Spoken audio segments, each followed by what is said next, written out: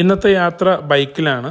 കഴിഞ്ഞ 25 വർഷക്കാലമായിട്ട് വിറകടുപ്പിൽ ചായയിട്ട് അത് ജനങ്ങളിലേക്ക് എത്തിക്കുന്ന സമതിക്കാടെ കടയിലേക്കാണ് ഞാൻ ഇന്ന് പോകുന്നത്. ഒരു പഴയകാല അടുപ്പിൽ ചായ അടിച്ചതാ ഇങ്ങനെ ഇങ്ങ് തരും. പറയത്തക്ക വലിയ പ്രത്യേകതയൊന്നുമില്ല, പക്ഷേ അവിടുത്തെ ആ ഒരു വൈബ് അതൊരു രസം തന്നെയാണ്. വയലിൻ്റെ കരയിലിരുന്ന് വിറകടുപ്പിലുണ്ടാക്കുന്ന ചായ കുടിക്കുമ്പോൾ കിട്ടുന്ന ആ ഒരു ഫീൽ അതൊരു പ്രത്യേക രസം തന്നെയാണ്. കവറ് പാലോ സൊസൈറ്റിയുടെ പാലോ ഒന്നും ആശ്രയിക്കാതെ സ്വന്തം വീട്ടിലെ പശുവിൻ്റെ അകിടിൽ നിന്നും കറന്നെടുത്തുകൊണ്ട് വരുന്ന പാലാണ് സമതിക്ക് ഇവിടെ ചായയ്ക്ക് വേണ്ടി ഉപയോഗിക്കുന്നത്. പിന്നെ ചായയുടെ ഒപ്പം എണ്ണപ്പലഹാരമൊന്നും കിട്ടത്തില്ല. നല്ല നാടൻ വാഴക്കൊല ഉണ്ട്, അതിൽ നിന്ന് പഴമൊക്കെ ഉരിഞ്ഞതാ ഇങ്ങനെ കഴിച്ചുകൊണ്ടേയിരിക്കാം.